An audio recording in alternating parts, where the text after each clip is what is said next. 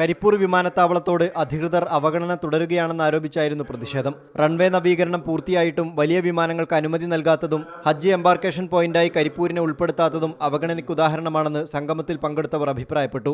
കോഴിക്കോടിനെ ഇല്ലാതാക്കിയിട്ട് വേണം കൊച്ചിയിലോ കണ്ണൂരിലോ ഉള്ള സ്വകാര്യ വിമാനത്താവളങ്ങൾ പ്രവർത്തിക്കുക എന്നുള്ള ഒരു താല്പര്യം വലിയവർക്കും ഉണ്ടെന്നുള്ള വ്യക്തമാണല്ലോ. റൺവേ നേരെയാക്കി വലിയ വിമാനങ്ങൾക്ക് വരാൻ കഴിയും. പിന്നെ വലിയ വിമാനങ്ങൾക്ക് വരാൻ കഴിയുമെങ്കിൽ എന്തുകൊണ്ട് ഇത് ആ തരത്തിൽ ഉപയോഗപ്പെടുന്നില്ല? കരിപ്പൂരിൽ വലിയ വിമാനങ്ങളുടെ സർവീസ് നടത്താൻ വിമാന കമ്പനികൾ സന്നദ്ധരാണെങ്കിലും എയർപോർട്ട് അതോറിറ്റി അനുമതി നൽകുന്നില്ല. ഇതിൽ ദുരൂഹതയുണ്ടെന്നും അവഗണനയ്ക്കെതിരെ സുപ്രീം കോടതിയെ സമീപിക്കുമെന്നും MDF പ്രസിഡന്റ് KM ബഷീർ പറഞ്ഞു.